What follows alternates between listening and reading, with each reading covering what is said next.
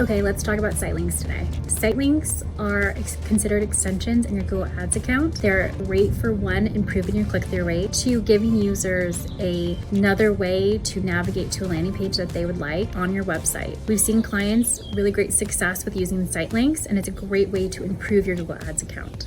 One advanced tip is if you on your website don't have that many web pages, like say your website only has 4 or 5 and you're already using those in the ads, what you can do is you can create and add a hashtag at the end of that URL with some language.